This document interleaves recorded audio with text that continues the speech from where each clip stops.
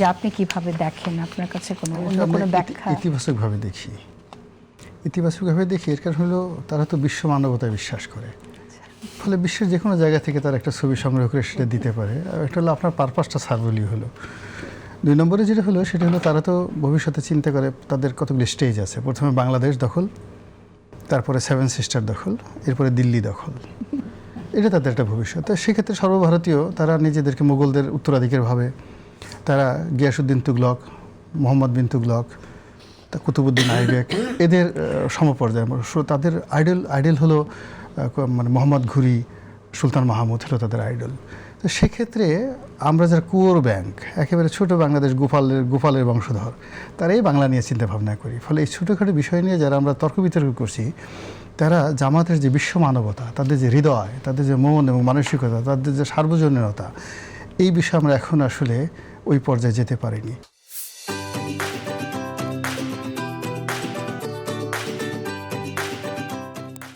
তারা সমস্ত একসময় তারা চিন্তা করে, আরে 700 ইয়ার্স, আপনি লোয়ার হোসেন সাঈদী সাহেবের ওয়াজ দেখেন, তিনি বলেছেন যে এই কুতুব মিনার আমার, এই কুতুব মিনার আমার, ওই লাল কেল্লা আমার, ওই তাজমহল আমার। 700 বছর ধরে আমরা মুসলমানরা এই ভারতবর্ষ শাসন করেছি। আপনি মনে করছেন দখলদারিত্ব দাবি করছে? কাজেই দখলদারিত্ব না, এটা আমার হিস্সা, আমার কাছ থেকে তোমরা ইংরেজদের মাধ্যমে কেড়ে নিয়েছো। ফলে যদি এটা আবার ফেরতের ব্যাপার আসে, ওই মুসলিম আমরা সেটা ফেরত পাবো। আমরা কত কষ্ট করে সেই দিল্লি জামে মসজিদ করেছি, আমরা সেই দিল্লির লাল কেল্লা করেছি, আর বসবাস করে তোমরা সেখানে ফাজলের জায়গা পাও না, আর আমাদেরকে লালবাগ দুর্গ ধরাই দিছো অবস্থাতে। তো এত কষ্ট করে আগ্রা ফোর্ট করেছি, এত কষ্ট করে ফতেহপুর সিক্রি করেছি, এত কষ্ট করে সেই লাল কেল্লা করেছি, সব কিছু বাদ দিয়ে এখন আমাদেরকে এই লালবাগ দুর্গ। তাতে ফিরে আসছি সেই কথা আপনি যেটা বলছিলেন, আবুল আলা মওদুদি যে ছিল সেই জায়গায়। আমার মূল ব্যাপার তাহলে কি মানে পাকিস্তানকেও সাথে নেবে কিনা? মূল ব্যাপার হলো তারা তাদের ইমানের জায়গায় ঠিক আছে, আপনি তাদের একটা কাজকর্মের ধারাবাহিকতা আছে। আমরাই এই সকালবেলা একবার ক্ষমতার জন্য বিএনপির দিকে যাই, একবার আওয়ামী লীগের দিকে যাই, একবার এরশাদের দিকে যাই। এটা আমাদের ইমানের ঘাটতি। জামাত তো তাদের জায়গা থেকে সরেনি। তারা যখন প্রতিষ্ঠিত হয়েছিল, সেই প্রতিষ্ঠিত হওয়া থেকে এখন পর্যন্ত স্থানকাল পাত্রভেদে তারা তাদের মনের যে চিন্তা চেতনা দমন রেখেছে বা বলেনি। কিন্তু আপনার ধরে নিতে হবে যে তারা সবসময় একটা সর্বভারতীয় চিন্তা করে, এরপরে চিন্তা করে যে এখান থেকে যখন একটা মুসলিম খিলাফত হবে, সারা দুনিয়া, আপনি চিন্তা করেন একসময় ইমাম মাহাদি আসবেন, হযরত ঈসা আলাইহিস সালাম আসবেন, তখন সারা পৃথিবী চালাতে হবে না। তো এই জিনিসগুলো তারা ওইভাবে একটা মাস্টার প্ল্যান করে এগোচ্ছে গ্লোবালি। এখন তারা আমেরিকার কথা যত যাই বলুন না, তারা ট্রাম্পকে তো লোকে মনে করে না, তাদের কোনো অবস্থাতেই ইসরায়েলকে কোনো শক্তি মনে করে না। এর কারণ হলো তারা বিশ্বাস করে যে একটা সময় ইমাম মাহাদি আসবেন, ইমাম মাহাদি আসার পর সারা পৃথিবী মুসলমানদের অধীনে থাকবে। এবং ঠিক সেই সময়টাতে আমিরে জামাত তিনি হবেন সুলতানুল হিন্দ, হিন্দুস্থানের বাদশাহ। এই চিন্তা করেন আপনি, কোথায় বাংলাদেশের প্রধানমন্ত্রী, উজির আজম বাংলাদেশ, এই সমস্ত জিনিস চিন্তা ভাবনা, ছোট মনের মন মানসিকতা। আপনি ওনাকে একা ডাকবেন, আমাদের ডাকার কোনো দরকারই নাই।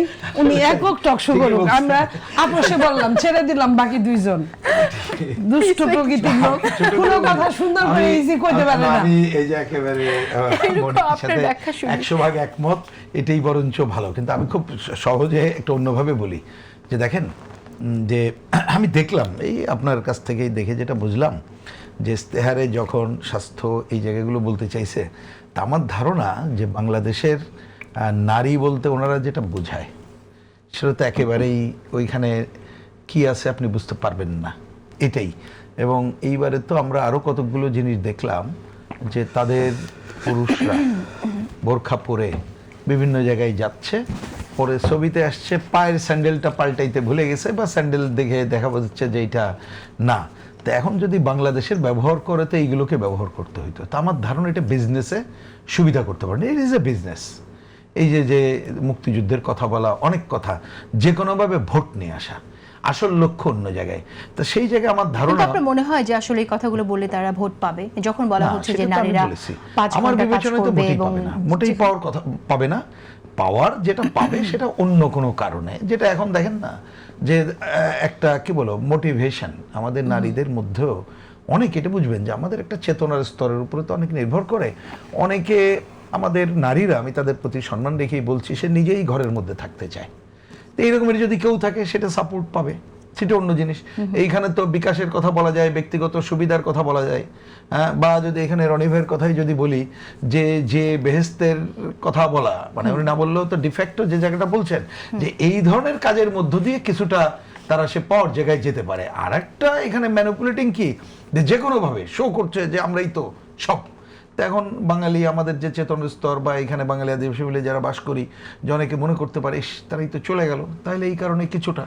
কিন্তু আমি মনে করি যে এই ঘটনাগুলো যদি প্রকৃত পক্ষে, যেমন এইটাকে কেউ গুরুত্বহীন মনে করতে পারে, যে আপনি যে তুললেন যে এই ধরনের ছবি বিদেশে ব্যবহার করছে, বিদেশের ছবি ব্যবহার করছে, তো এই রয়্যালিটি ফি দেওয়া হয়েছে কিনা সেই আমি বিষয়গুলো সামনে থেকে আসছে। বোঝা যায় যে তারা ওইখানে যেভাবে নারী এবং অন্যটাকে শো করছে, আদৌ তারা ওইটাকে চায় কিনা। রাইট।